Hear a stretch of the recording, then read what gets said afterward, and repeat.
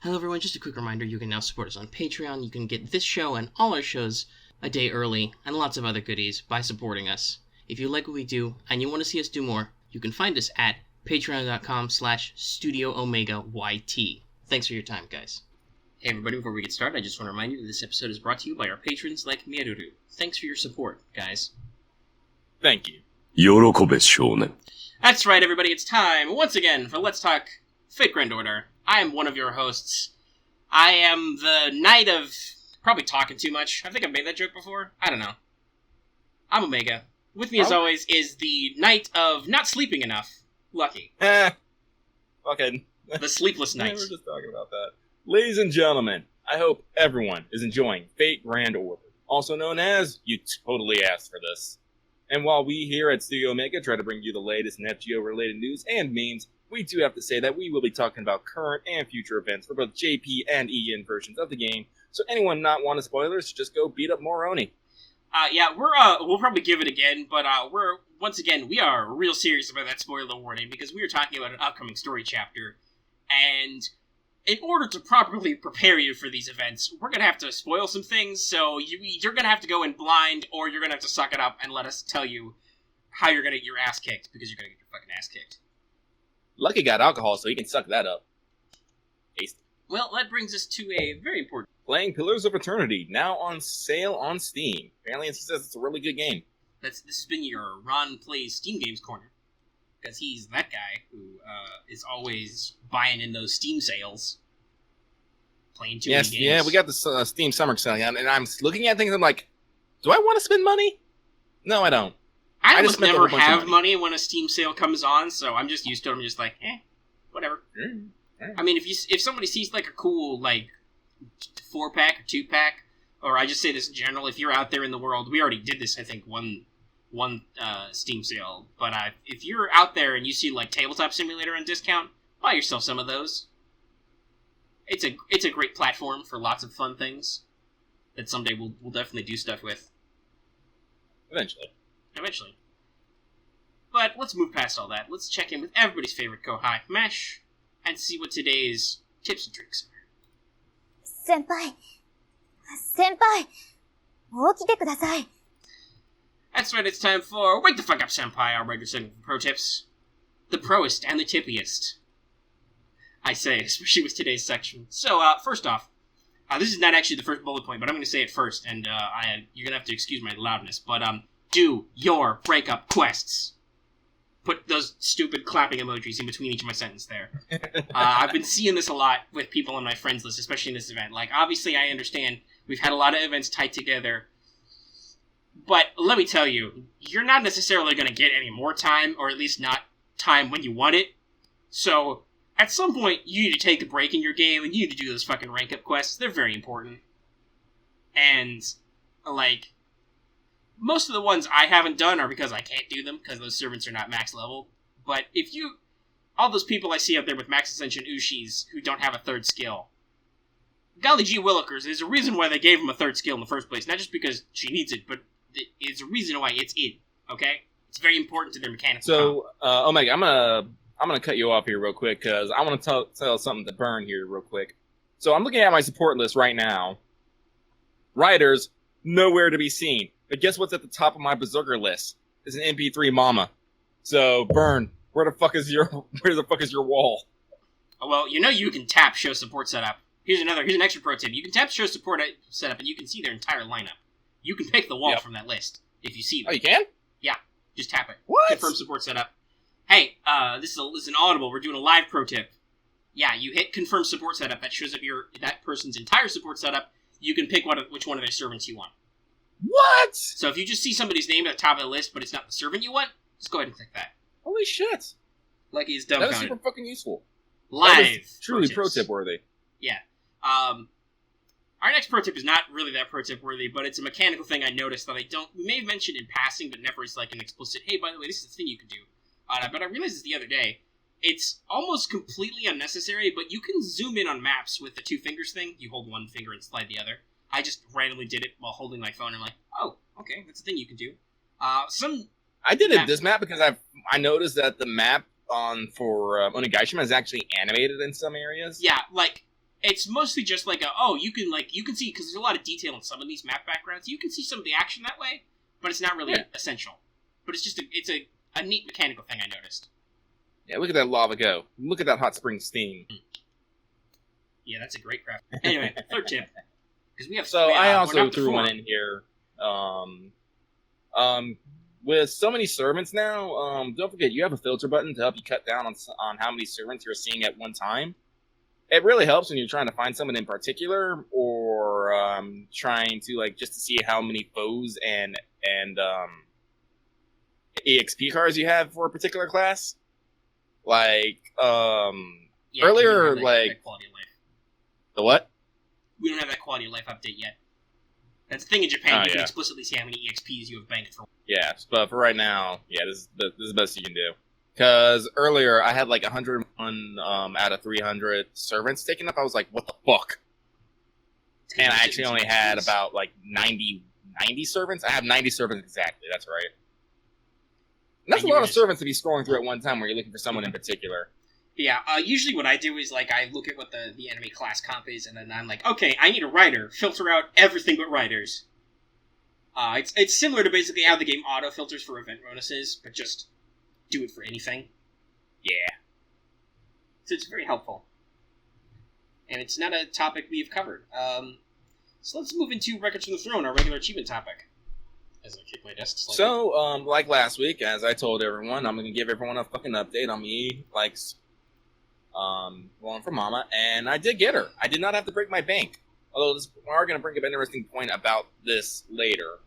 So, MP1 Mama, I'll be happy with that. I haven't challenged my bank yet for reasons, but I'm still sitting here at NP0 Mama, but that's okay. As always, I've told myself, listen, it'll be sensible in 2 years. That'll be a banner with Tomoe. You'll fucking roll that, Omega. And I'm like, yes, I will. Thanks for telling me that, Omega. Speaking of me, I cleared the 2 million DP finally.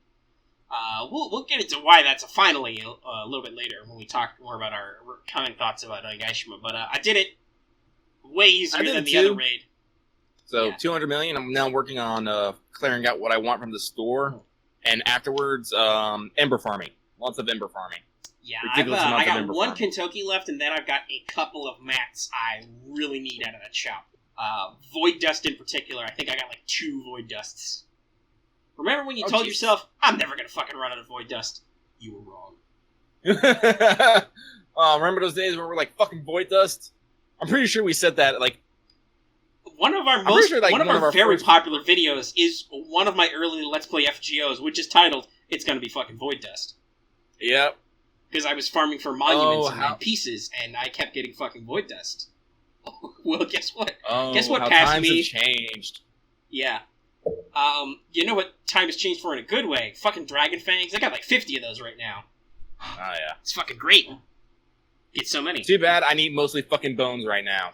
Yeah, you're gonna have to wait till October, I think. But it'll come, so everybody just relax. Go get your bones. Alright, let's move into our briefest of skelograms, our news. Kind of a big deal. Camelot Singularity's been announced for 6/28. There's a shocker. They just randomly dropped that in a live stream, hey, guess what? Boom. So the social media campaign, which by the way has already been met, it was met right away. It's for 10 Saint Quartz total, the same rolling thing. It was once again combined Facebook and Twitter and stuff. Like I said, I'm pretty sure we already met it. We met it right away. We seem to have moved into the phase where I'm pretty sure all story chapters from now on will definitely give us 10 quartz, possibly more. Because there's a point in Japan where they upscale to 10 or even 20. Do they ever get up to going to a full 10 roll? I don't think so. Burn will let us know, I'm sure. But other than that, don't worry, we're going to get to your Camelot Pre-game that's in the title of the episode and all over the thumbnail and all that stuff. Yeah, we'll get to that in a second, but we got some other stuff to chew through first. But the word from the stream is that the anniversary celebration will be at AX Anime Expo on the 5th. No word on the actual in-game anniversary content. They're going to have a big thing, though. They're having a panel. They're inviting several the big FGO names, including Ayaka Kawasumi, Saber's voice actress is going to be there. I think Shukawa's going to be there again. Like, we're gonna have some names there to celebrate the fact that the now English release has hit, a full year of running. I'm running good. But we do not know when the actual anniversary stuff happens. They have not announced it yet, but there have been times when they've held it pretty close to the vest, so at worst, you wait an extra week for the 5th. I'm hoping they do that thing like they do in Japan, where it's all like, yes, let's announce it, and it's going live tonight! Well, I mean, the optimal thing is they don't even have to do that. Like, they do it on the 28th, which is actually something resembling our first year anniversary, and not wait a week. But we can also accept, hey, they're doing a lot of work to push these events out in a timely manner. We can accept that they put stuff off. Because that would also be right after July the 4th, which is another big deal in the US anyway. It would be on that weekend. So, that could be a thing, but we'll see.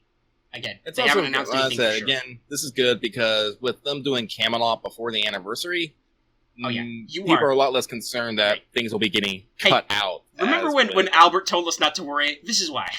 Yeah. Because they bumped it up. They literally made it so they aggressively pushed this month's worth of events up. They squished some time down so they could cover all they needed to cover, and then they're going to hit the servants they want in the special paid Lucky Bag Summoning. Which we will talk about exactly what's in that, again, probably whenever it's announced. Whether that be like a news thing or if it actually comes out. But yeah, no, it's going to happen soon. Trademark. Yeah. Also, don't forget there'll be a special anniversary banner for Da Vinci. They're not doing a special story banner set for Camelot because guess what? That's also part of the anniversary. They'll have rolling raid-ups for based on different singularities for different story-locked servants and stuff. The baity stuff that you don't pay attention to normally. And, yeah.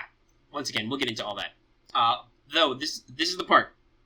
This is the episode where we start giving you the fair fucking warning. We're calling it out in the clear. Immediately after Camelot's banners end, it's gonna be the summer event.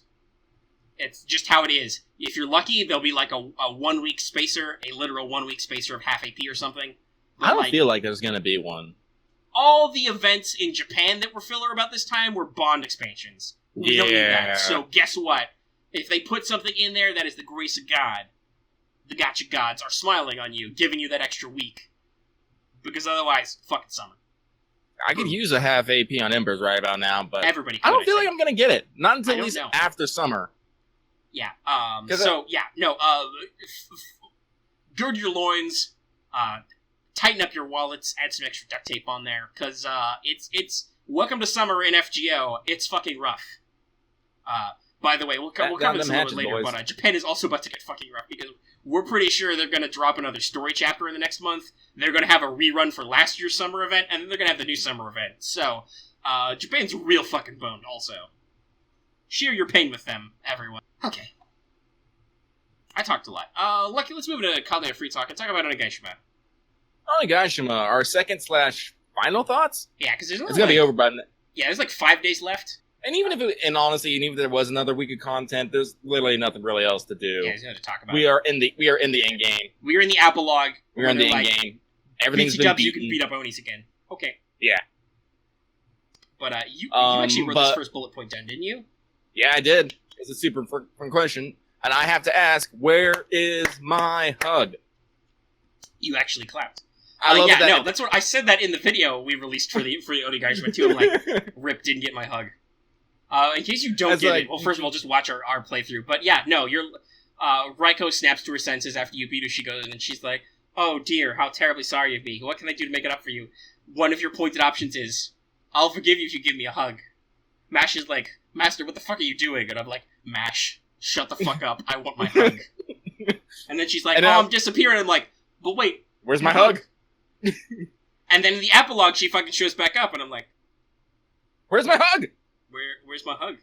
I mean, I admit it's for Kentucky. It might be fun to beat up Onis more. It's not fun for me. Where's my fucking hug? Also, for me, I'm like, you couldn't even come home. I've gotten fucking rando gold sparks and stuff on some of these rolls. I should tell this story. I probably should have put this in All the World's Evil, but it's not really that bad. But hey, guess what? Omega has a rare mana prism now. because I had 2 tickets. I was like, I'm done throwing tickets, but I'm like, I really like Reiko. I'll throw 1 more ticket. Gold sparks, everything. My heart soars. It's fucking Zeno. I'm like, you don't need to be NP2. Give me that mana prism. Give me that red prism. And then I'm like, and now I am definitely done with this banner. I have no more desire to roll. Tickets? Fuck no. I'm saving those. Ibaraki? Yeah, she'll show up randomly like 6 months from now.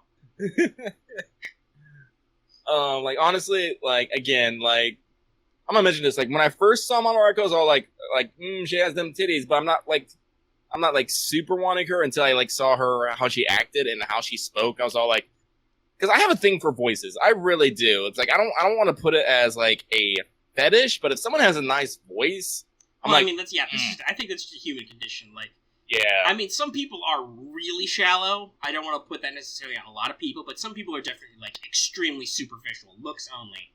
And some people can look good, but they sound fucking annoying.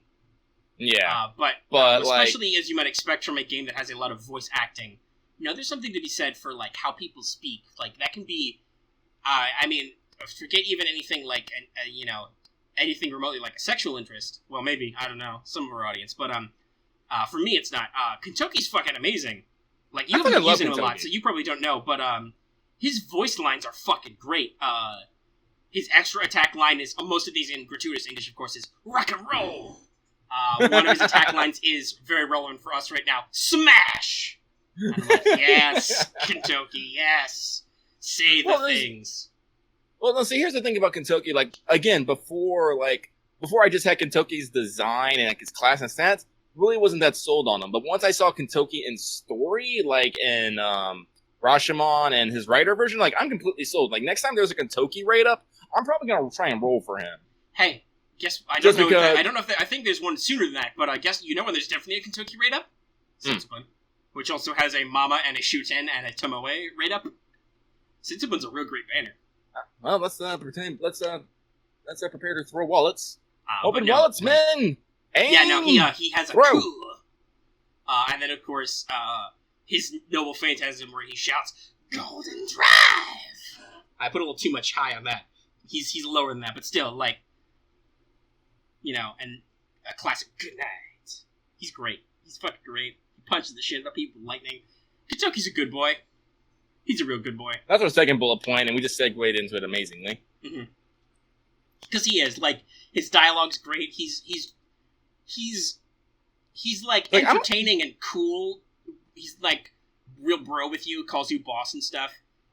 Here's the thing, like, they say this in the description, he's really rough and, you know, kind of has a bit of a mouth on him, but he's still a very warm-hearted individual. Yeah, it's really hard. That's the thing that's important. He's really hard. It's really, really, really hard not to like him.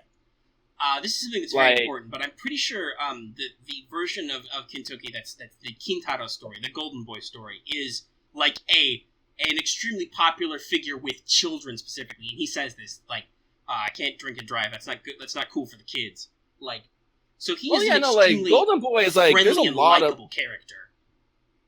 There's a lot of like Japanese like strong men stories, and of course Kentucky is like at the center of them.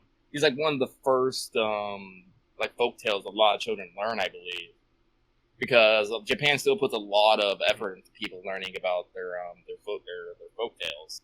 Yeah, so he is a very beloved folkloric figure, which is why I think he's so cool. Which makes sense, too. Like, why... Oh, gee, you have a whole mythos about being such a rad guy who's, like, looked up to by children.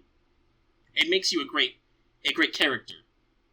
Mm-hmm. And we agree on this roughness, because on some level, let's be real, he doesn't put up with Reiko's bullshit. He's like... He just straight up says... Listen, you can't fight her. She's gonna fucking cry in public, and it's gonna be really embarrassing. You just gotta suck it up. And, like, he's not buying it, but at the same time, he's like, listen, you can't... Don't bother. Don't bother, boss. She's gonna win. Like, this She's is why I cry want like to a giant go to baby. Mount Ashigara. I want to go to Japan. If I ever go to Japan, I'm gonna go to Mount Ashigara. I'm gonna climb the peak, and I'm just gonna scream, "Golden!" right from the top. I'd do that, too. That sounds like a great time. I know, right? We should do the FGO tour of Japan. Oh my god, that'd be... We can Find us on Patreon so we can go to the Japan. stone, Tamo's stone, which is supposed to kill people. Mm-hmm. Do all kinds of stuff. But yeah, no. Also, I love this. I fucking called it about Ushi's outfit. What does Reiko say the moment she gets her sense back? When she sees Ushi? That outfit. You must also be a Minamoto. I, once again, metaphorically, I turned to Kintoki and was like, what the fuck did I say? Who else mentioned them? Dr. Roman say something about it too? Yes, I think so. Because Dr. Roman is our straight man. Of course. Roman's Greek chorus style commentary is on point in this event. Yeah, it is. He's like, hold on, wait a minute. In addition to being a woman with huge boobs, she's also like a magic demon lady and shit. Isn't this a little too far-fetched for history? I'm like, no, Dr. Roman, no, it's not. But yeah, no. This is. That said, also, by the way, major foreshadowing that there could be a more adult or mature Ushi who's like farther along in her life, because the writer form of her, it has her childhood nickname. I don't know if she's actually supposed to be like quote unquote in childhood, but she's definitely presenting her as a more immature self. She has a adult self who would probably act differently and go by a different name. Her actual name Yoshitsune. But that's majorly teased in this event. Like that could be a different form of her that appears. Yeah, because basically when she's comparing himself to her, like I made the comment of not as mature, and she's just all like, "Oh, you haven't seen my adult form yet," and I'm all like, "Ushi, what's going on about that girl?" And then fucking Benkei sells her out. He's like, "Even if you were more mature, your boobs would not be as big." And she's like, "I'm okay, forget a temple. We're gonna go settle this behind this rock, possibly with sword sticks noises." But yeah, that'd be a great thing to see someday. I hope so. Minamoto no Yoshitsune. Probably as a saber or something, using her, like, more of her many noble phantasm tricks. That was something I found hilarious about summoning Mama Raiko, is that when you first summon her, she's, like, proclaims herself as a saber, and she's like, wait a minute, that's not right.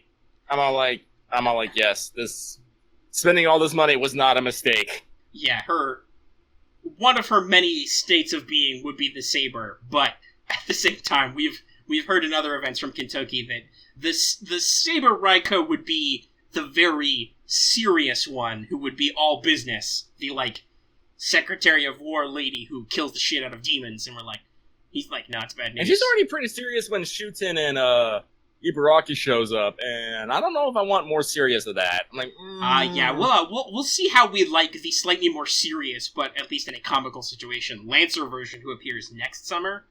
We'll see what people think of that, because I think that will say to a lot whether or not it would actually be a good idea to get more Raikos and see what they are like, kicking our ass, probably. Probably. Let's see, how far along? We're doing decent on time, so, and people love longer episodes anyway, they keep telling us. Mm-hmm. That means, by the way, if you don't like longer episodes, you have to let us know, because people are telling us they like them. Yeah, we're slowly gonna let them get longer until we hit the point where people are like, alright, too long. And then we'll be like, okay, roll it back. But, Lucky,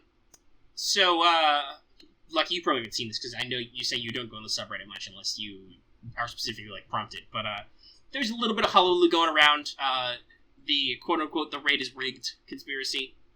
Oh, I remember, like, Galarian talk. Was it Galarian talking? Yeah, it was Galarian, and then, Shiny Parks got into a little. It as usual, a lot of times when the Reddit, starts to get a little bit of their knickers in a twist, it bleeds over into our Discord, because we've got a fair number of community members who use the subreddit, and obviously, like, we post on the subreddit.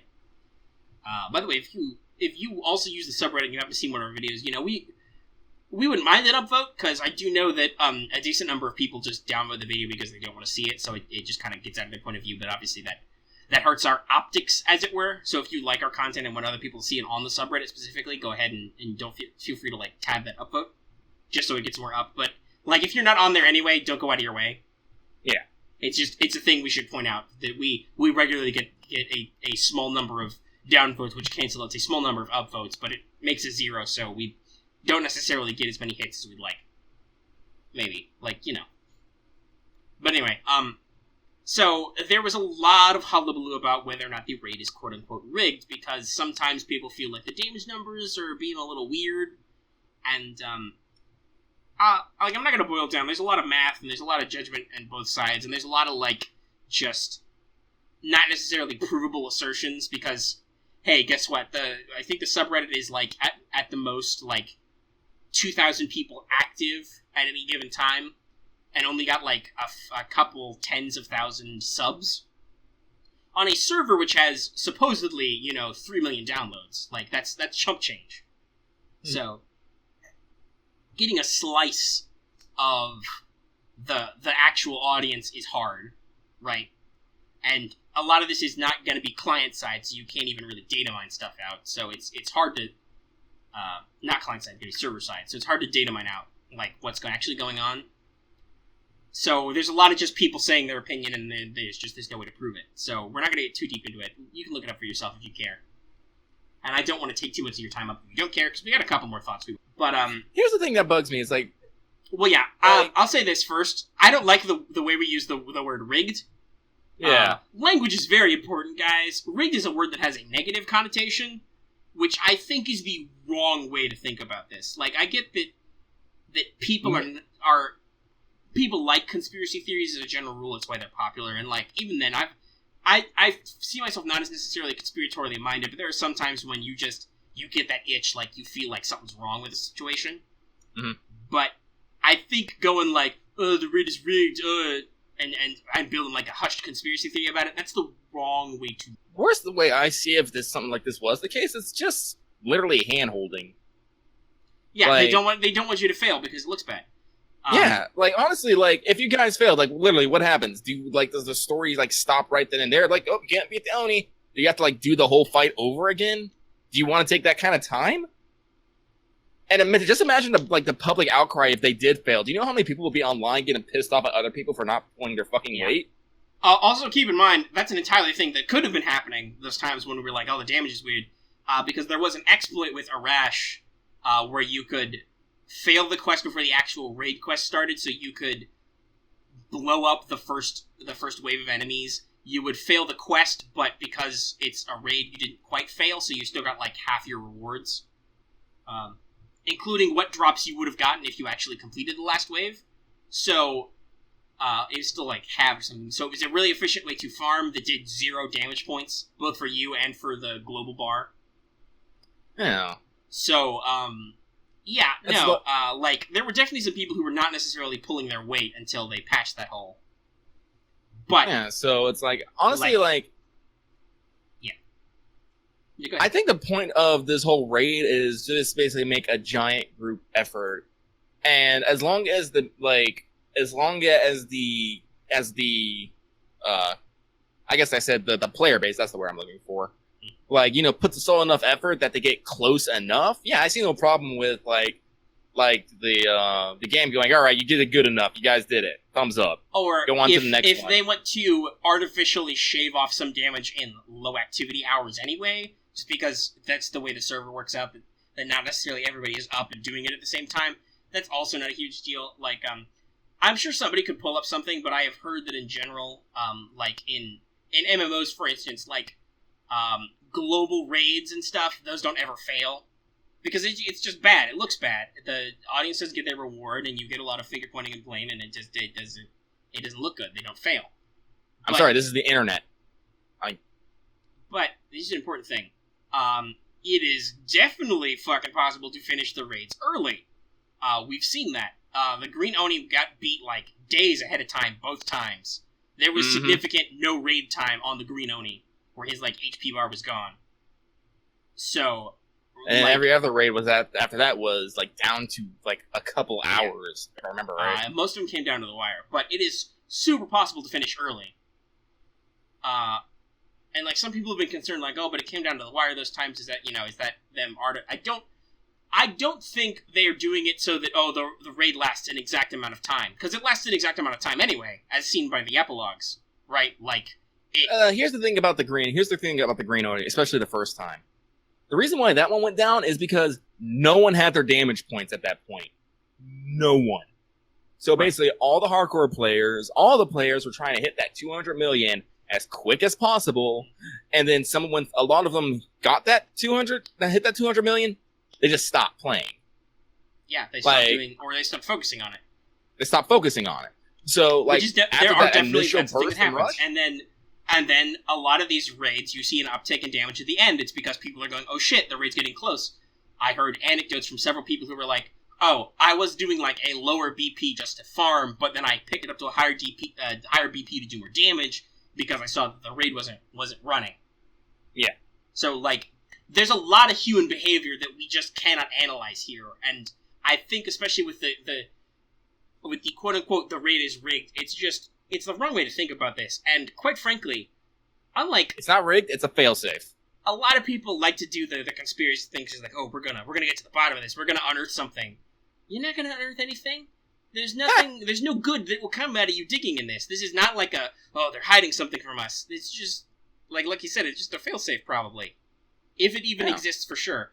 Because a lot of people have reported, both to us and also just in general, that there was an incident with one of the Chinese servers. They had a raid where the server tried to get people to play, and they gave out like apples and stuff, and then they adjusted the damage bar down. They quote unquote fixed it, which is slightly different than what people are saying here. That said, I've also heard reports that it was a specific. I don't know for sure if this is a thing, but this is what I heard from people that wasn't like immediately denied. Is like, oh no, that's wrong.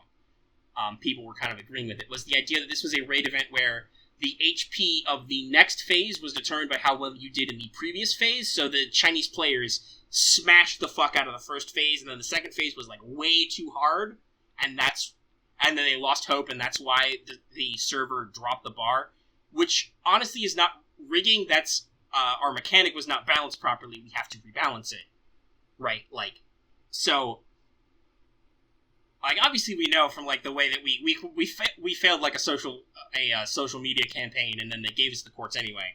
Not that it mattered a lot because it was another one of the three, but like they're not averse to just doing that anyway, which is fair because the whole point is just to promo the game. The whole point is to promo the game so that they can try and hook you to spend money. Like obviously there's good game experiences to be had in a lot of these events, but that's like in the story and stuff. So that's why the fuck would they try and fuck up the raid so you can't get access to more story, right? Like that's the artistic reward type stuff. Like we're doing this for the fans, is the story and writing and stuff. And guess what? The story was gated behind the raid, so you want them to win. You want them to clear so you can get the rewards so you can move on to the story. So like I don't think this is necessarily a healthy approach to this scenario. Is the whole it's a rigged conspiracy thing. Okay, so the damage numbers get weird a couple times. The human condition is intrinsically weird, and one or two internet detectives are not going to solve it. Like because even if you can crunch the math, you cannot. It is not physically possible for you alone to crunch the human element, because you cannot talk to all those people and figure out what their damage habits are. And the Chinese thing, like I said, it was very hard to find direct sources on that. I'm not sure why. But there was not a lot of people able to point out explicitly what happens. Like, it sounds a lot like while the team running the server did fix it, it was not necessarily a straight up, oh, we're doing bad at this event, they're going to fail it, we have to adjust it down. It was like, oh, this is not balanced properly, and our players are not able to make any kind of headway on their own, we have to fix it. Which is a different from rigging than where you realize, oh, this is just really stupid hard, we need to fix this. Like, if something is physically possible. So talking about the raids, and that green Oni, now that I was able to run the green Oni to completion, I gotta say, I fucking hate that guy. And I'm glad it got beat so fast. The green Oni's dog shit. It feels like 90% of my support setups either they don't have their shit together, or they do not have the tools to do this, just like I don't have the intrinsic tools, and it's rough. Like, we just had this incident with Burn, like trying to find Burn with her level 90 St. George, who would be great for this, because he can just stall out and deal some damage. Or I know a couple of people with high level Maves who can, buster that guy. But even spending green beans, like, when most of your support, your friends list setup is, partially leveled Kentokis, or like a lot of max level Ushis, but who have like no points in their skills. And some of them don't even have her third skill. This is where I put a joke that Lucky doesn't have Art of Swallow. See, fun fact, I didn't fight the Green Odi the first time. I only fought him once the second time, and that's just because I wanted to see what he looked like, and I didn't give a shit after that, because I wasn't dealing with that bullshit. No. Like, nope. And that's probably why, like, my support setup wasn't really geared for it. Like, I'll set up my support setup for the blue and red one. Yeah. But green one, I'm like, nope, don't give also, a fuck. like, it feels like Do a not lot of give a people fuck. have forgotten that the raids could still be going on, because a lot of people have, like, switched to farming CEs on a lot of their, what would be the big raid damage dealing slots. So in some sense, I'm glad I don't have to worry about damage points anymore. Like, I will still hit the blue and red Oni a few times because they can drop gems. Skill gems, which are really great. But I'm not going to go out of my way to spend dumplings or anything. I'm just going to casually burn through my BP and be done with it. Yeah, like, personally, I'm up to 259 million, so I'm already a sixth again. Yeah, I'm Not like, six. even though I stopped, like, right away to do it, I think I'm still, like, at, like, 205 million, and I'm like, I'm done. I'm not dealing with this green bullshit anymore. So, yeah, no, like, I'm glad the green was defeated so quickly, and we didn't have to deal with him, because, holy shit, he's butts. The blue was kind of butts, but at least people had their shit together. Actually, let me double check my support setup. We should be Well, yeah, coming I out had to blue fix here mine. pretty soon. Burn was on me, like, a couple days ago, like, hey, Omega, where are your, my dude, where's your fucking CEs? And I'm like, I got you. Who the fuck do I want to put what on? Because I think I had, like Max Limit broke my Golden Sumo for, the extra 100% damage, so all the guys who used to have Golden Sumos were off, and I'm like, I don't fucking know what to put here, I'll fix it later. And then I did. But yeah, well, lucky it's, don't check your support setup too hard, because I think this was your topic, so we should move into it, because we're going to talk... I want to segue into people's blue Oni setups, and how lots of people are prepared for that and stay prepared for that, but we got some stuff to go through before we get to that, and I'm going to have to talk a lot through some of it, so why don't you break us out and hit us with your next free topic talk first. So, I recently did some number crunching here recently because I was on my Google Play account. And for you who don't know, who like buy things off Google Play keeps a history of all your purchases. And so, I got it into my head and like, alright, let me total up how much I've spent on FGO since I started actually spending money on it. And, so I'm gonna call this, the title of this is FGO Addiction and All the Lines in Between. So in total, I have spent $2,079.65 over 260 days solely on FGO. So that means that there was about we're coming up on the 1 year, so there was about 100-day period in there where you weren't spending money yet. Yep. And then you like started for, like the first, and like my first initial purchases weren't like big ones; they were like small ones, like. A little bit courtier probably get me over to 30, like, and they just slowly got bigger until, like, around January, February, as I just started buying the $80 packs for all that. And it's like, since then, just nothing but $80 packs. But, like, doing the math, that means over this 260 days, I have spent basically $8 a day on FGO. And when I mentioned this in the Discord, everyone immediately jumped. It's like, oh man, that's like you buy like a pack of cigarettes a day, or you buy like a really big coffee a day. Well, yeah, somebody said that I started with like, hey, it's about as much as you pay for like a Starbucks coffee a day, and then somebody was like, or a pack of cigarettes, which got me immediately thinking like, it's very interesting that when talking about your per diem cost, you guys immediately jumped to physical substance addiction. Yeah. Well, it's one because like it's one of those things. Very like, interesting. Physical substance addictions are one of those few things that people will buy like every day. Like it's like aside from like food and like drinks, it's like the only things you will buy like every single day because you have some sort of need or something. It's something you're addicted to, whether that be like soda for caffeine, like same with coffee, smokes for cigarettes, alcohol because you have that kid, drugs. Like, there are very few things that people will go out of their way to buy every single freaking day. So, yeah, I think the comparison is apt. And at the same time, I think it's a good sign that it's not like, that's redonkulous. Like, you're not spending like $20 a day, or the equivalent of $20 a day, because you're not literally spending $8 a day anyway. This is just the average, guys, in case you don't understand math. Yeah. Lucky but it's not still literally like one of those numbers. Like it still puts it into perspective because that's $8 a day, so that's like almost $250 a month. And it's just like, wow. It's like, yeah, there's like honestly, like I could be doing a lot worse. Like honestly, like there are people like, and there's the next thing I would like equate this to is like a gambling addiction, because that's what this money is going into. Is me throwing money at this game so I have a chance to get a waifu like Mama Raika, Jalter, Tomomo, Shuten. Like these are all like the ones. Yeah, I mean, and I've personally said that I think the gambling comparison is similar, but it's not 1-to-1. But yes, no, I totally get it. It's still a random chance-based system. Yeah, it's just not intrinsically a pay-to-win system, as I believe you were about to demonstrate by talking about Britain. Yeah. So it's like, and recently they have like put gaming as an addiction. I'm just like I look at this money, I'm all like, has this become an addiction for me? Is like there's something I need to like slow down? I think I need to slow down anyway, because even though if you guys don't know, I quit my old job. I got a better one with more hours and more pay. So hopefully, I'll be able to get things like a new phone, a better computer, spend more on quartz. And then I'm like, wait, maybe I shouldn't be spending more on quartz. Like, cause $240, that's like a new capture card. I save up for 2 months. That's a new phone. But then I want to have my digital waifus. So it's which, quite frankly, some people would say, like, because obviously you're saying, like, oh, I could get a capture card, or I could get a new phone. Your phone probably because you need a newer one anyway, but also, like, it's just, like, that would be stuff, like, for the channel and for the brand. And some people would be like, oh, but you get your entertainment value out of the stories, and that's true. But also, we definitely, like, that's why I probably don't spend more on quartz.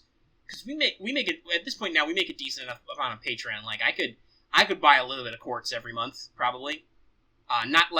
Not to the level I think I'd like, which would be comfortable, which I would like to be able to, like, buy the $80 pack a month and just not worry about it. But I think a lot about purchases in terms of, like, is this going to be good for the long term? Like, I'm thinking, like, to myself, I'm, like, looking at the budget for the next couple of months, I'm like, okay, I really do want to play, like, say, Detroit Becoming Human, because I see that Let's Play everywhere, and I don't want it to be too long to, like, I could stream that probably, because that seems like a very streamable game. But do I want to instead make sure I get enough and I get, like, a real capture card so I can record all of my games and I don't have to stream them? I can just record them to my PC, and my PC will probably explode, and then that'll be another thing I have to buy. But, like, I'm very budget conscious about that kind of stuff. I'm definitely not, like, a budget conscious person, but I still have to think about these sort of things, because, as I said, my computer, it's starting to blue screen randomly on me. That's the warning sign. I need the new capture card. I need the new phone. But, like, god damn, I love these waifus. I'm just like... What you need some months where there's waifus you don't want. Yeah. Delightworks / Aniplex, give us a couple dead months. Give us some bait banners. You see, because, like, I like to say I have the skill, like, I call it romantic fool, and I like waifus way too easily. It's like, it's super easy to be like, hey, you like this waifu? I'm like, fuck yeah, I do. Gimme. Like, it happened with Mama, it happened with Shuten, Bren, Tomomo, Nero. Yeah, I think that's definitely a thing we can say, because, like, that's a difference between us, because I also like a lot of those characters and their aspects a lot, but not, like, very rarely in such a gripping way, like, say, my obsession with Mordred. That's like, now that's a real deep, we're having this discussion earlier before the show started recording about how I literally can't do what would probably be a more logical and smart thing and throw my quartz into the Anniversary Da Vinci banner, knowing that there's a banner with Summer Mordred right after, even though I know for sure there's going to be at least 2 more instances of Mordred's banner. But it's Mordred. I can't not save and throw my full force into that. Like, as much as I really do like Da Vinci's, like, design, and I love the way she appeared in the story. And, spoiler, she's going to be a support character in Camelot a lot. That's probably going to cut real deep. But at the same time, like, I know where my real obsession is, so I'm going to put my money there. And seeing this here's the second point. Because Omega, like, as he's saying, he's more careful with his money. But you see, I have excess funds. I hit that. I'm all like, I could throw money at this and get lucky, and I won't completely bone myself financially. So I'm gonna do it. Yes. It's like I don't have the willpower to hold off and maybe wait a year because I don't know where I'm gonna be in that year. Yeah, I don't know. Because fun fact about Lucky, Lucky has been homeless several times. He has hitchhiked across the United, well, I can't say across, up and down the United States. And, you know, I've done, like, a lot of shit. So I am completely, like, I am very well acquainted with, having gained and losing fortune. So, like, I know, like, better than anyone, it's like, just because you're in a good spot now, doesn't mean you'll be in a good spot later. So you gotta, you know, carpe diem. Me, on the other hand, while I have never had, like, a problem with a living situation, I have consistently a lot, especially in my adult life, I have had very little free money to spend, so I am super spendthrifty about, like, and obviously I have also have an anxiety thing we've talked about before on the show, so, like, spending money sometimes gives me the agita, but, like, to me, like, I don't necessarily have to, I don't have always had to worry about, like, the roof over my head situation, but I don't have a lot of cash to throw around, so I am always, like, super conservative about throwing that. I save it for, like, when I buy games, I'm like, I will definitely play Persona 5 a shitload. Hey, guess what? I did. I need to check what my save file's like, but it's definitely 3 digits of hours. It might be multiple hundreds of hours, I think, is how far as I got. Not sure. Been a while since I checked. But, so, yeah, no, that's why I love free shit, because it's free. If it's free, it's for me. But, yeah, no, like, I have been conservative, and also, quite frankly, I've spent quartz a couple of times, bought quartz a couple of times. Only on the actual paid Lucky Bag summoning did I ever feel like I got my money's worth out of quartz. But I'm only buying small amounts. I don't know, Lucky, do you feel like you get your money's worth out of the quartz when you buy several 80 packs? Well, like, do you remember the list of servants I got when I, like, went fucking crazy on Shelter? Yeah, you got a Remember how long it was? It was long, and it hurt me a lot. Because there was a lot of stuff. So yeah, I spent. Now that said, as soon as I actually, also part of the problem is I don't spend quartz on anything anyway. I spend mostly tickets or like a little bit of quartz. Whenever I actually get enough quartz together to make a big roll, then hey, guess what? I actually get stuff. Sometimes I throw 3 quartz on a YOLO poll, even though I've told myself before, I'm making you gotta stop doing YOLO polls. They suck. I throw it on the fucking Onigashima banner, and I get a second copy of Rama, and I'm like, I can't be mad about this, but this is still fucking weird. Like, I like Rama, and I'm really glad I got him to NP2. That's pretty cool. He's very useful as a saber with a higher level NP that I can, like, overcharge on my own and stuff, but damn, that's fucking weird, luck-wise.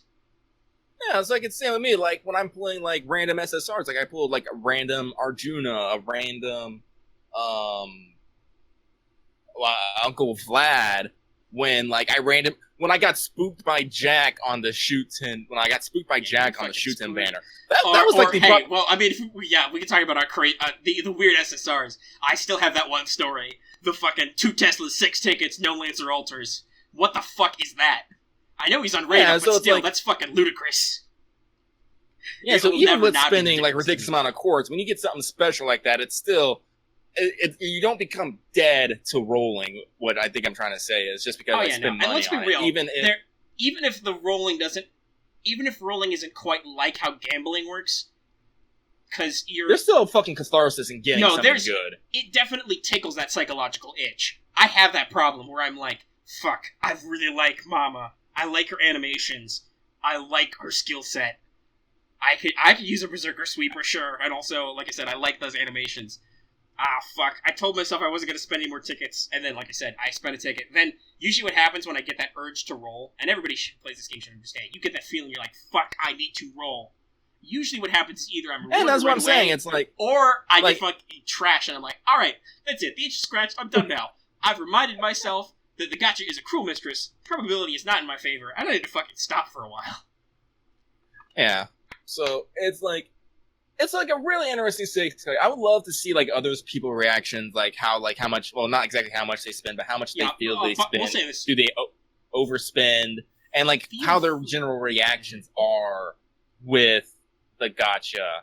Yeah, I'll say this. Because feel free in the comments not to necessarily report exactly how much money you've spent, because that's like finances is like a personal thing, especially I think in the U.S. is like your how you spend your money is your own thing, and we especially respect that sort of stuff. So you don't feel compelled to report on it, but like feel free to in the comments or even on Discord or whatever to let us know like what your experience is. Like, have you spent money on FGO? How much? Like, are you like Lucky or some other people where you'll like not necessarily whale, like, because there are people who are just like, fuck it, I'll spend enough money to buy enough quartz I need to roll this SSR every time. We know some of those people, and they're perfectly okay people. If that's in your financial situation, that's fine. You're keeping the game afloat. But like, are you like Lucky where you're not like full whale level, but you'll buy the quartz you feel you need when the situation arises? Yeah, actually, this is funny. We actually just brought up the image recently, but the what kind of gacha player you are. Yeah. By user Graveweaver on the subreddit, who's a great artist who does a lot of comedy stuff with FGO. Yeah, and I was trying to figure out where I spit on this chart, and the closest we can get to is the waifuist, the one who just saves up for one waifu, then goes all in on them. It's like, I'm like that, except I have multiple waifus. Yeah. Like, we realized that I was clearly wrong luck / hit list still. Because there are some times when my luck is phenomenal, Jolter 110 pull, and then there's other times where I'm like, oh my god, this banner fucking hates me. Like, this banner is throwing, Garbo CEs or random SRs who are not on raid up at me. Yeah, so that's fun. We love that image. We've linked it in one of our shows before. But yeah, so just tell us what you feel like your general experience with the gacha is. Like, have you spent money? How much money? Ballpark, how much money have you spent? Do you spend regularly? Back and forth, that kind of stuff. I want to know, tell us about you. How do you feel about it? Do you feel good about spending money? Do you feel like, oh shit, I had to spend money? Like, how do you feel about it? But, guys, don't necessarily brag like, got mama one summon ticket. Like, I mean, okay, you can comment whatever, but like, that's not the response we want. That's not what we're getting into. I'm sure that makes you feel great about yourself. I mean, I got Jack on a rando ticket. I got Tesla on 2 rando tickets. Like, hey, fucking whatever. Come at me, bro. The tickets are weird, but don't be an asshole about your spending habits or lack thereof. But I think that's enough from me on that. Yeah. By the way, I just wanted to bring that up 50 because minutes. I thought it was an interesting point personally. Not that this is the final time, but we're at 50 minutes on the mission clock, as it were. So hey, that turned out to be a good topic. Yeah. I had a quick insert that I wrote down because we were talking about, and by the way, this is why I feel so compelled to roll for Raiko sometimes is if anybody wants to know, basically my ideal OC do not steal. That's a joke about do not steal. Is basically if you took Nobu and Raiko's fighting styles and they had a baby, and that baby was also a dragon lady, that's basically my eternal OC character is somewhere in that strike zone. I blame anime a lot, and I blame cheesy Japanese video games a lot. But yeah, no, that's me. The dragon thing you can blame classic sci-fi on, though, because I read a lot of Dragon Riders of Pern in my formative years, and dragons are fucking sweet. Dragons are fucking sweet. Praise to Anne McCarthy. McCaffrey, excuse me. Yeah. Great series, though. A little dated, but still good read. But yeah, so that's just a thought I had, which is like, why do I? Because okay, the quote unquote mommy thing. All right, that's nice. I mean, I'm a man who I can appreciate her assets, as it were, is the polite way to say it. Her huge tracts of land to start getting our Monty Python jokes in. But Bounty. I can appreciate that. But I mean, we've already discussed my deep-seated obsession is Mordred. So this is the part where Mordred would immediately like hit me with something. But yeah, no, she's not necessarily super endowed in that department because she's basically a carbon copy of her father, who is an eternal 15-year-old girl / boy. Odd how that works out. But yeah, no. So like, I get the appeal on that, but it's not like it doesn't hit me somewhere deep psychologically. What does though is, God, her animations are rad. It's like that sort of style with like she does like the sword pressure cuts and the lightning and the arrows and stuff. I'm like, fuck. That's why it hurts me, because like, okay, her personality is kind of cute in its own way. Maybe even like talk about that Gap Moe where like she's this She's Super quite powerful. tall, quite strong, scary, badass lady, but then she's got her weird Raikoisms are adorable.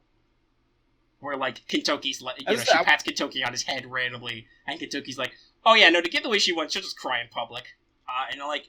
She's fucking adorable. She has, even when in battle, most of the time she has a very gentle tone, except when she gets really fired up, like doing an NP animation or something. Like, her skill card selection is very gentle. As opposed to, like, lots of yelling and stuff. But no, like, it's really that sort of stuff. Like, that cuts me. But yeah, so, you've waited long enough. We're about an hour into the show. This is the title. This is probably why you clicked. But, don't worry. That's why timecodes exist. And if you're listening or watching an episode of Let's Talk FGO, and they're not timecodes, you should immediately jump on our Discord and yell at Lucky because it's all his fault. Hey, I was on time with it last week. Yeah, you were lickety-split. You were completely ready for I think you might have been ready before no, it wasn't ready before the Patreon release, but it was like, you were ready for the public release, like, right away. Because I did them that night. Yeah. Which theoretically you may have actually got it done before the Patreon release was ready. Because last week was a voice episode, so it took a while to render. And we get started late. But we're going to do Camelot Pre-game.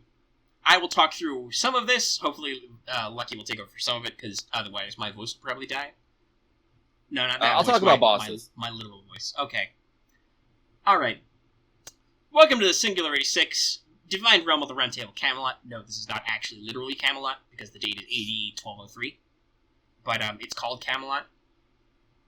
And that's not a huge spoiler, because it's in the date.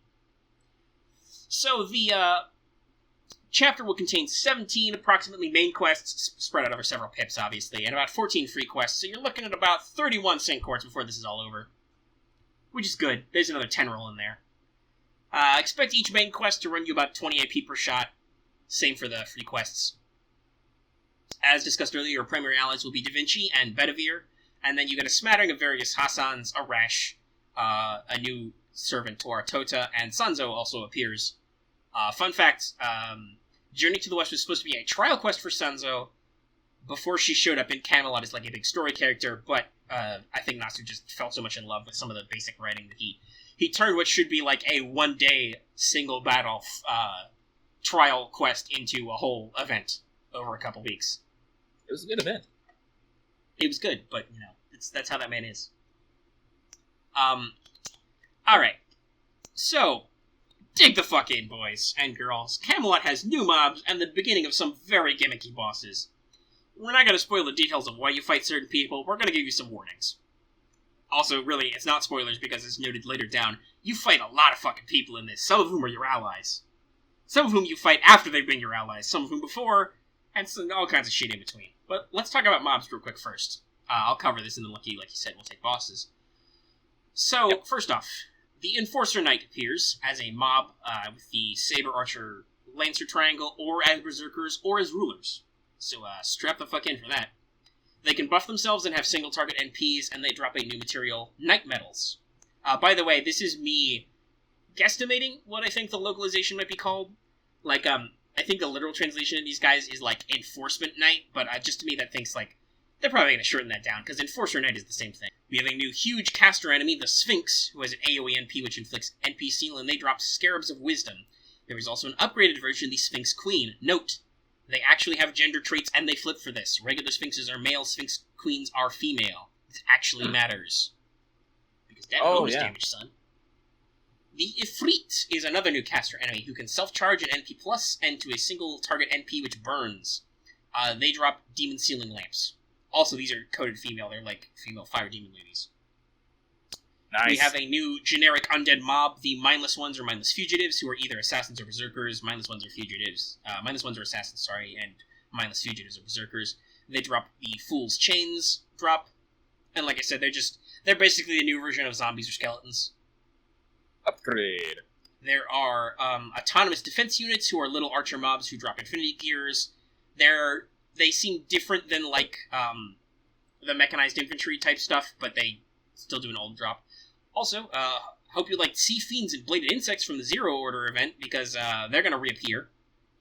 along with everybody's favorite Massive. Gazers, Soul Eaters, and Spriggans. Heck! I'm okay Also- with Gazers still. Soul Eaters and Spriggans can go eat dick. Yeah. Also, in our professional opinion, there are a fuckload of chimeras in this chapter. There are a lot. You know where most previous chapters have stuck in loads of dragons for no reason? I think there are some dragon enemies. There are a couple of dragon nodes. But in Camelot's case, mostly it's chimeras. Just fuck For you, some have reason, some chimeras. if Camelot did not have dragons, I feel like there'd be something really, really wrong. They've got a couple. They got a couple notable boss runs with wyverns and dragons in there. But, like, not like the level of, like, Orleans or even Okeanos just, like, randomly shit them out. Surprise, dragon! Alright, so, Lucky taking over now. We're gonna go about bosses. So, let's not mince words. There's gonna be a lot of servant enemies in this run. You'll be fighting, like, 80% of the cast. Probably several times, even those who are on your side. Several times. Expect all of these fights to have minimum 200k HP or more. In particular, expect many assassins and casters, and one notable rider a couple of times. Then, we start with these assholes Knights of the Round who cheat. We censor the names for the delicate, but anyone paying serious attention should figure them out. The Knight of the Sun appears first with a special Knightless buff. In his first encounter, he has 80% damage reduction and charges 2 MP per turn, but won't use his third skill and only does an extra attack on NP. You have to get him below 75% HP to win, out of a total 775k. In the second fight, he only has 50% damage reduction, but now he does his actual MP, and you have to chew through 420k HP. The Knight of Rebellion appears next in 3 fights over 2 pips. Their special buff is Rampage, which means their MP fully charges at the end of their turn. The first 2 fights, this is just an extra attack, but in the last, it's a proper MP. The second and third times are also immune to MP seal. Thankfully, they have a much more manageable 250 to about 275k HP. The Knight of Sadness is next, with the reversal buff. Normally an archer, with reversal, he does not take bonus class damage from lancers or berserkers, and instead takes bonus damage from sabers, and deals 1.5 berserker numbers to all classes, except Shielder, who is neutral. He is also immune to poison. 2 fights with this buff, one at 240k HP, the next at 480k HP. Have The you, Knight of the have Lake you noticed is fought how bullshit these are yet, guys? Yeah. The Knight of the Lake is fought only once at 245k HP and the Ferocity buff, giving him ruler-esque class abilities, taking 0.5 damage from everything but Berserkers, Rulers, and Vengeance, though still dealing damage as normal. Also, completely immune to debuffs. His AI also targets AIs with the highest HP. You fight him again just a couple chapters later, but not back to back. There's also everyone's favorite question mark class type boss who appears not as the final in a couple of phases between 500 to 600k HP. Then there's basically a boss rush over the course of a couple of chapters. Sometimes on the pip, you have to fight a 460k Rebellion, 500k Sadness, and 480k Sun. The final boss is a Lancer. You fight twice with 600 to 700k HP. No other real gimmicks other than some buffs. But for all your troubles, in addition to the Saint Quartz and possible new jobs outlined above, you'll obtain +1 Holy Grail, 1 copy of Bedivere, the Rare Saber, and Mash will get an Ascension up, making her gold, and a skill and MP upgrade out of it. Yeah, if you've not been leveling Mash, now is the time, because she is going to get real good after this chapter. Also, Like, there's one thing to point I know, out. like a lot. The final boss doesn't have any other gimmicks other than their skills, one of which, though, is a self-charge, so watch the fuck out, guys. But, at the same time, you should have a very good toolkit for that boss, hopefully. Hang on, Burns yelling at me at Discord. I gotta find out what's up. Well, I'll talk a little. Yeah, so, But strats-wise, hopefully you have been prepared since the beginning of the game for this, because people have been yelling about it for a long time. Most of them are pretty easy if you know their gimmicks in advance.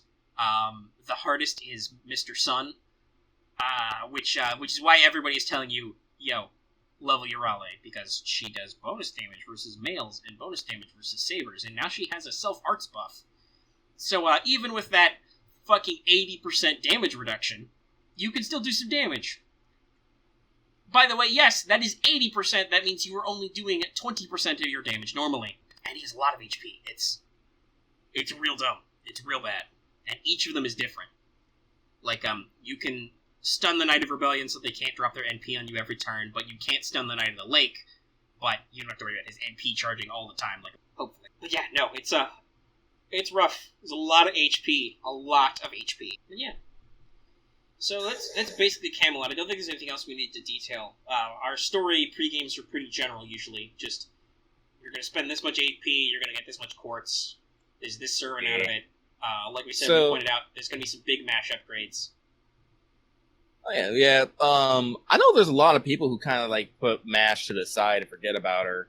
But, like, MASH is the first servant who I got fully fulled up, who I got all her skills to 10 up all the way. And when we got that, like, when we first started the game and we got all that, that extra material for the start campaign, I put that all into MASH. Oh, yeah. I made sure, like, every time MASH has gotten basically an ascension, so her level cap goes up, I put her to that next level as soon as I can. I am ready for this. She takes neutral damage from everything, and she costs nothing. Mm-hmm. Nothing else. She is a great line of last defense. Yeah. There has been plenty of times when it's just been MASH on the field. MASH is almost always in my back row, ready to save my butt. I don't, like, believe it or not, MASH has, like, pulled in the clutch, like, several times for me. Oh, I mean, yeah, I talked about this in London. I gave her the Necromancy CE, which gives her a random chance to guts. She guts, like, 3 times in a row to clinch Lancer Artoria altar in that fight. From, like the back row. She just kept waltzing through those NPs and clinched a boss fight. And guess what? Like I said, she's getting not a new skill, but she's getting a skill upgrade, and she's getting an NP upgrade out of this, in addition to an Ascension level with more. Basically, she's getting more levels. And her stats will start going up like the equivalent of a 4-stars. So, MASH is about to become a very key centerpiece in a lot of support setups. It's not a spoiler to say what improvements her skill and MP gets, is it? Do you think? I don't know for a second. I would kind of like to keep it on the down low. We can talk about it after, like, once we're actually in Camelot. Alright, we'll probably talk about it next episode, what they are. Obviously, because I had to look all this up, I know what her improvements are. They're pretty good, guys. Like, if you want to wonder what it is.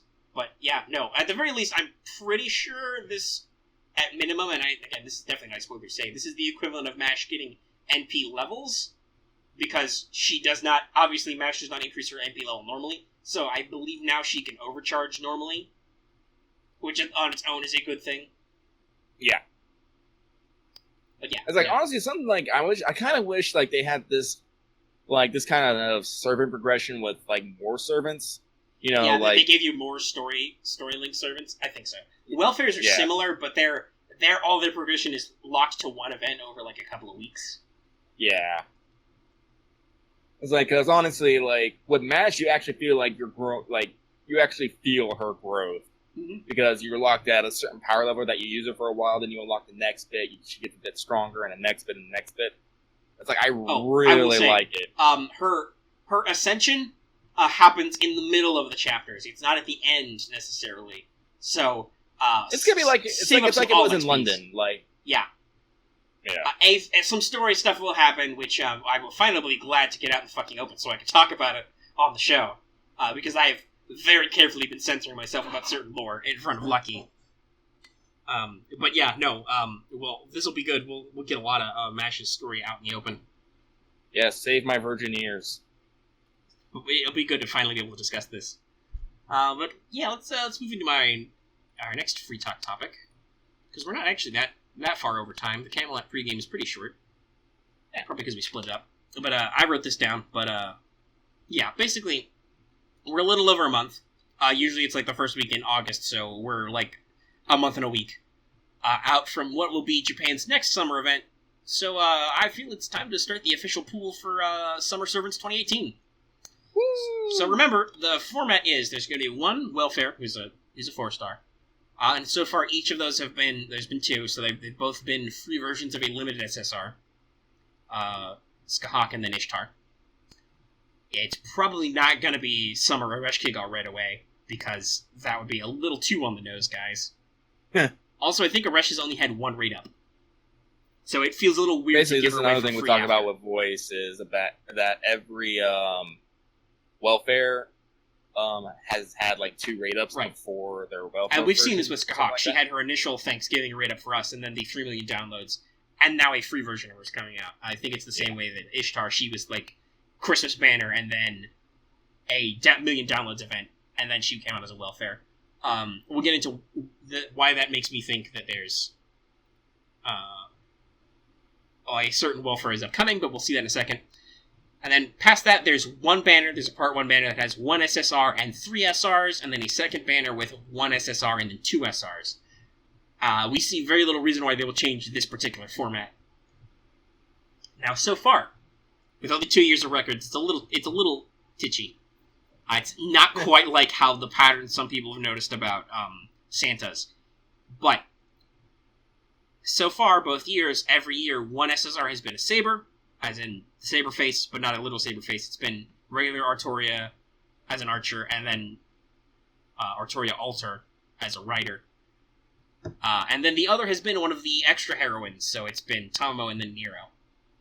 We don't know if that's like an established pattern or just they did a natural follow-up, so there's that. And the SRs can include those of...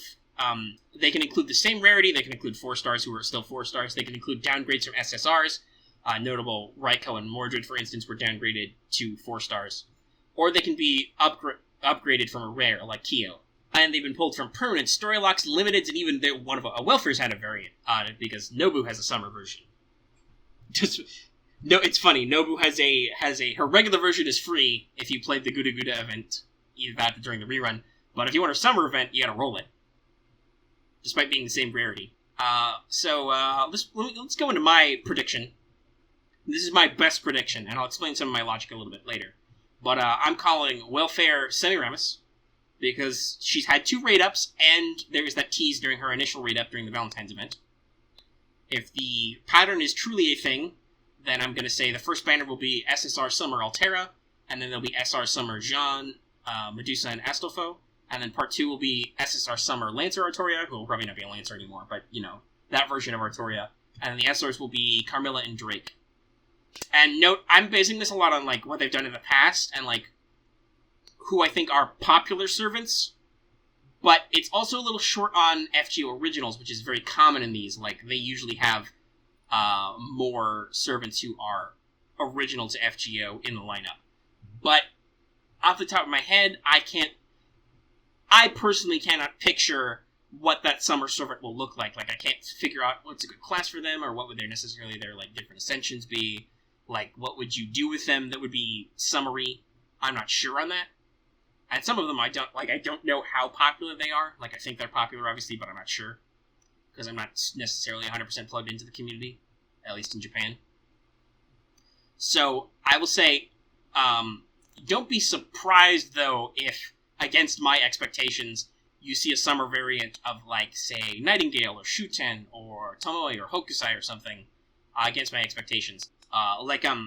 Lucky, you had a couple thoughts, who you think might be, if they were gonna pull out a male servant, Gawain could be a thing, because he has a design. Yeah, well, let's see, because honestly, past 2 summers has been nothing but females. I'm pretty sure about now, they're not going to probably do a full male lineup, but they're going to have to throw out some male servants. And I mean, even in my lineup, I suggested they could definitely, because obviously Astolfo is a trap, but still, you could do Astolfo as a thing, and with multiple Ascension arts, you could have some fun with that, with possibly both feminine or gender-neutral designs. But honestly, I think that, they might pull out an SR coup for summer. Right. Honestly, I think that'd be a perfect fit, because... The thing is just, I don't know, I can't... I would not be surprised, but at the same time, like I said, much like those others, I can't necessarily wrap my head around what they would actually do with that as a character, but at the same time, would it shock me if Hawaiian Shirt Coup actually appeared? Fuck no. It'd be Hawaiian shirt coup with a fishing pole. Mm-hmm. What class that'd be in? It could be a lot of them. It Yeah, could be we don't another fucking lancer. know. Could be a saber. Fuck it, let's make him a saber. Fishing. A fishing saber. Yeah. And then his NP and also is hooking the because, giant sea monster fish that he gets the gay bulks from. Yeah, there it is. Mm. Oh yeah. Boom. We But made like, a because here's the thing, like, yeah, because Ku is like one of those few ones who have a lot of versions because he has 4 versions out. He's And got a usually when prototype. they He's have- got an alter. He's got him, and then he's got a caster. He's got like a weird FGO. What if him? Yeah. And then they have, the prototype. So, like, honestly, the thing that I've noticed is, honestly, the more variants there are, the more likely they are to make him. Like, with, like, look, Artoria's fucking prime example. That's so also is why I Medusa. feel like, Tamamo. because Medusa is a popular character, and they just did a really kick-ass design for, like, a sailor suit Medusa, Mhm. and then the Medusa's in Extella Link with a swimsuit design, which is very interesting. Like, Medusa's a popular enough character, and she has quite a few variants. They could do something with her if they wanted. But the same reason why I'm not sure about Ku is, like, that's not an FG original. They like to do a lot of FG originals, but at the same time I'm like, but what the fuck are they gonna do? Like, sure, you could do a Summer Nightingale. She has a CE design. What would you actually do with her character that makes her Summer? What's her role? Is she like a ruler now? Like Martha? Like, what do you do with that? I don't know. Like, honestly, I can't wrap my head around it. Not that that's because, I mean, like, the Lancer version of Raiko that showed up is fucking nuts. His voice likes to say, she fights people with a yo-yo. Like, and one of her designs is not a swimsuit at all. It's a fucking, like, Sukeban, lady delinquent school outfit. Yeah, it's like, so what weird. the fuck is that? Because she's the disciplinary council president, despite the fact that she's like, there are, I'll say, we talked before, like, with the raid thing, like, you cannot crunch the numbers, you cannot crunch the human element. We accept we cannot crunch the human element. We don't know what kind of bunker stuff they're gonna do. Like, they could do like, some if they really come out weird with dumb stuff. Semiramis as the welfare, I'm honestly think they're going to try and make it like some sort of cruise ship event, because honestly, like, that's the thing, Like you can't really like a predict cruise what they're ship going to do. thing, or you could do like a I think this would be different enough. You could do like a desert thing because she's from Babylonia. You could do like a treasure hunting thing or something. Yeah, I know, but if you're going with that, like, if you want more metal servants, they can definitely pull out like a summer Ozymandias or a summer Gilgamesh. See, the thing with Summer Ozzy is I don't know how that's different. The man That's already true, has huh? no shirt. Gilgamesh at least has that joke from CCC about AUO cast-off, where he is only clad in a giant lens flare over his crotchal area. Which, they could make that a sprite. Just 100% lens flare all the time. Either that, or if not a cruise ship, who knows? Maybe they'll do the casino thing, and then they'll get all the males will put on really sweet white suits. And, like, obviously there's bias when we say we think it'll be Lancer or Artoria, but, they could go crazy. They could pull an Arthur again. They've just given him a costume upgrade. Like, they could pull another version of him. Out. JP hasn't pulled out a costume for a while, have they? I mean, they did one for Arthur back on... Yeah, the last they did was Valentine's. They have not done a Gouda Gouda... They've broken their... It used to be they did a costume a month, but then since Valentine's with Arthur, they have not done a costume. There was not a costume released for... I'm pretty sure for Apocrypha, and then there hasn't been one for Gouda Gouda. Everything else has been reruns up to this point, except for... Obviously, they had a story chapter, which it wouldn't have a costume. And technically, the past two have had costume upgrades. Like, the rerun of the first year of Summer got Mash Hurst. I think she has the summer costume, but it's just like a special effect thing. Like, if you use her during the event, her costume shows up. But it becomes a proper costume dress in the rerun, and then we got the surprise Wave costume also. So there will probably be a costume this year. Yeah, no. For US, do you think we'll get the costume like early? The costume dress, as a quality of life update. Could, as like a permanent thing. I could see that they could probably do that. They've done stuff like that before. Yeah, they've imported elements of future like rerun versions, especially if the code is hard for them to unpack. The rerun of the summer event would be right around when FGO launched in North America. So it's entirely possible that that's like the version of the code they have to work with is the rerun. So we'll see. Maybe. That'd be nice. It'd be cool if they did, but it's not a big deal. Because it's just things to think about. Yeah, it's the thing. And Mash will be adorable in her the best way to describe it is she's got like the summer dress type thing with like the swimming suit underneath. It's very cute. Yeah, no, she's adorable. She's adorable Mashu. And she gonna smash you in the future with those upgrades. Smash. Alright, so let's see. We're only like 10 minutes over, so that's actually good. This is a solid creation, I think. So let's move into some wrap-ups. So let's these both go together. By the way, I'll say first, we're not doing CE or Servant Spotlight. And it's all your fault, audience. You haven't given me any suggestions for who you might want to see as a Servant Spotlight, so get on that. Gasp. Just throw anything at me. Throw whatever you want. First thing he would prefer was money. Well, yeah, we prefer if you throw money at us, but, hey, whatever you want. Comments are great, too, to throw at us. Let's jump into Meme of the Week. This goes to our earlier point when you talked about your spending. This joke comes from that conversation. Where I'm pretty sure I was the first one to jump that you were like, when you said I'm not sure I'm a dolphin anymore, I'm like, gasp, you're an orca. Yeah, and then I was like, my power level has increased. Yeah. So now the joke is that Lucky is an orca. He is no longer a dolphin. Yeah. And of course, me being me, I immediately thought, to commemorate this, shit, I gotta put that on a shirt. So, available now, as you're listening to this, Power Level Orca shirt is now available. You can also check out our Only a Dolphin shirt, which we've actually sold some of, which is a very similar concept, which is just a shirt that's like, I'm only a dolphin. But now, if your power level is increased, you can upgrade and get a Power Level Orca shirt, which looks cool because it's got an orca on it, and it's black and white. Yeah! And also check out our merch.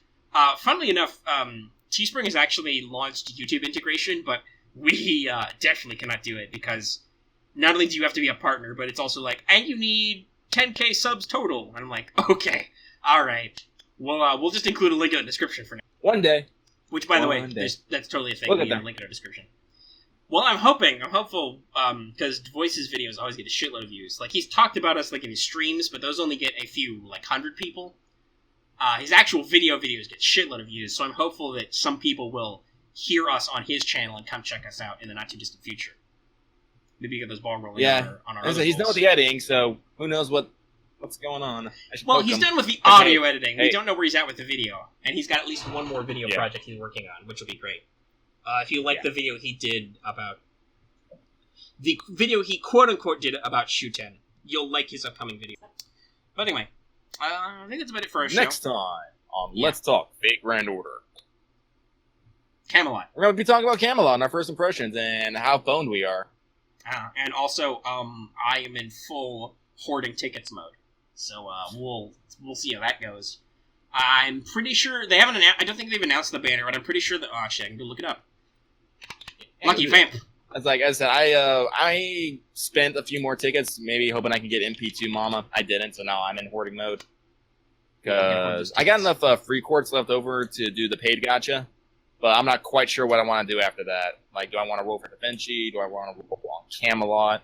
Because some particular people in our Discord, you know who you are, have been particularly pushing Ozymandias. So the first banner is SSR Ozymandias. By the way, look out. Next week there'll be a wandering video on him, because you guys like those. The SRs will be Nidocris Caster and Lancelot Saber, both of whom are... All these are permanents, by the way. It's just, raid up is good. I do want me some Nidocris. Yeah, and she's real fucking neato. Also, I want Ozzy and Nidocris because of my enormous intellectual boner for ancient Egypt. Yeah, you do. Goddamn, do I love Egypt. But it also includes Lancelot Saber, who is widely considered one of the best sabers in the game.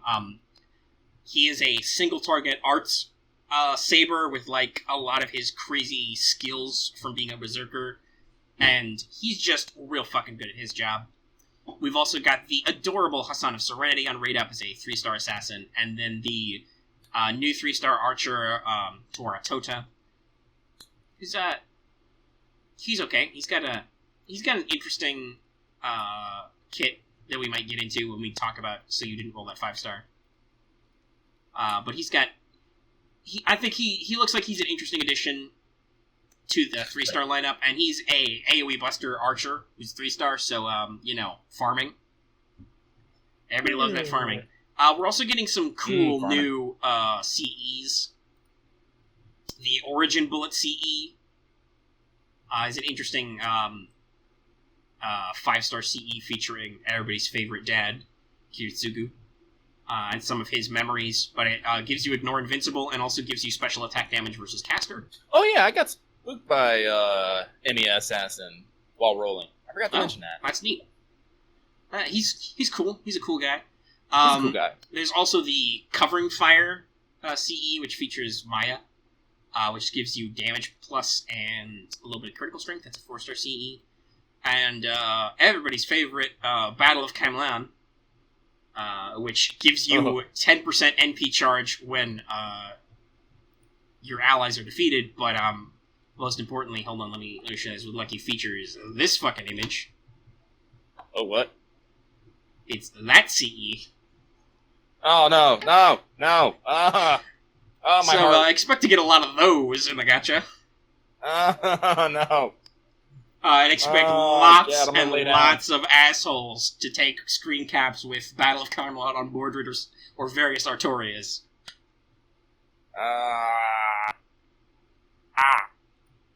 Yep. So that's the banner. We'll discuss more of it when it comes out and stuff. And like I said, there'll be a wanted on Ozymandias because we'll let you know if you want him or not. Yeah, that's what's up for us. But yeah, like I said, hoarding tickets because obviously I'm kind of hoping with the paid gacha, Ozzy's in the running there. That's another a gold writer or caster. I don't mind at all. Hell, I don't mind Berserkers. I would mind Assassin because I'm pretty sure the only Assassin in the mix is Jack, who I already have one of, which would be a little disappointing. But the odds are in my favor. I'm still in the running for Cavalry because, Ozymandias, Meb, and I think that's it that I can really go for, because I think I got everyone else now. Because I have Vlad, I have Nightingale, I got Jack, I got Sanzo, I got Tamamo, I got Waver. Well, yeah, you're gonna be that asshole who's got an MP5 waiver soon at your rate. You're gonna get those unregistered spirit origins. If the ever day comes that I can actually use 10 of those, I'm gonna eat something I shouldn't just because.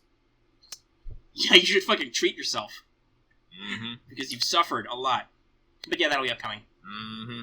But also, yeah, no, Ozzy, but Nito and Lancelot are pretty high on the list of wants.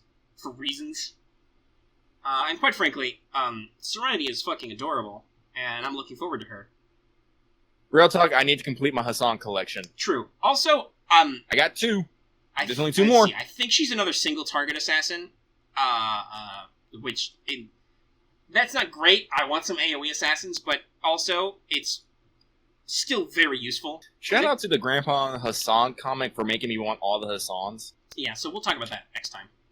So it's time to wrap up our show. As usual, if you like this episode, give it a like. Just click that little like button. Lets us know. Lets you give feedback without having to give detailed feedback, because we love feedback. You can also give us feedback by posting in the comments down below, or by clicking on the link to our Discord in our description and giving us feedback directly there. We love feedback. I don't want to rag on the audience, because y'all are great with just the views and stuff. That tells us a lot. But there are times when we throw out asking for feedback, and we don't get anything back, because, guys, silence is not feedback. But if you don't have feedback... Silence tells me to go do what the fuck ever, which isn't always a good thing. Trust me. Yeah, no, that's silence is a sign for us to keep doing what we're doing, so guess what? If you want us to do something different, that's great. If you want us to keep doing what we're doing, that's also great. But there are other times when we're like, we have 2 options. We could do 2 different things or more. What do you want us to do? Okay, I guess we'll just do whatever we feel like to do. And of course, if you're doing it or not already, please subscribe to the channel. That is a great way to keep track of our videos. Don't forget to hit the bell for notifications to make sure you're extra keeping track. And of course, you can also keep track of us by supporting us on Patreon. You get this episode in audio-only format, downloadable, early, for as little as $1 a month. That's a literal quarter every episode of this, and we swear to God, we're going to make another podcast so there's even more value in that dollar. Apparently, people really do like hearing us ramble. They do. That's what... When we get feedback, that's what people tell us. They're like, yes, 2 hours, this is great, give me more. I'm like, okay, audience, if you ask for it, I'm just a humble YouTube creator, doing what you tell me to do. Herpeter. Yeah, I think that's it. We also have as we mentioned, there's a link to our store in the description if you are interested in the Power Level Orca shirt or any of the other shirts we do. We got a couple different ones, which are out in the wild somewhere, and more of them will be if you buy them. And also, like, we've talked about, like, the Patreon thing, like, if you feel like you cannot support us on a regular basis through, like, Patreon, if you can afford a shirt and want to give us a little bit of support, that's a great way to support us, because half of it, maybe a little less, goes to Teespring, which is still a great deal, though, for considering it's, like, a print-on-demand service. But the rest of that is just money that goes straight into our pockets. No questions asked. Just goes straight to us. So that is a really effective way to support us. And if you are interested in certain designs of merch, let us know. At some point, Lucky will be focused enough and not dying doing his job to do art, and we'll think of cool stuff to put that art on, like leggings or flags or pillows or something. We can do a lot. We can put Lucky's art on a lot of weird things. I want to draw more, but like, I tell people, I work, I come home, I don't want to do anything resembling work, and unfortunately, art is still work to me.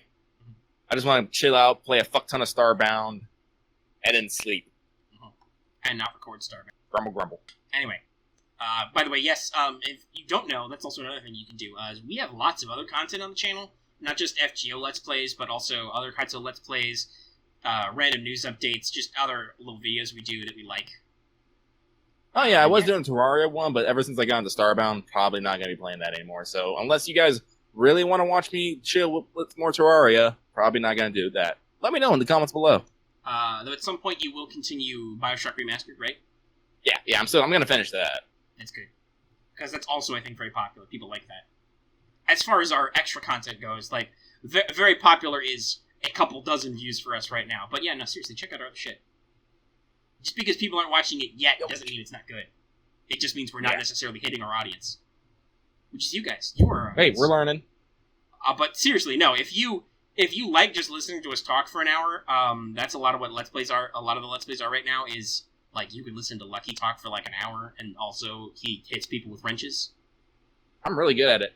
I'm working a new series of Game Dev Tycoon. You can listen to me just ramble on for, like 30 minutes at a time and make terrible, terrible video game title puns. Better than mine. Deep Souls!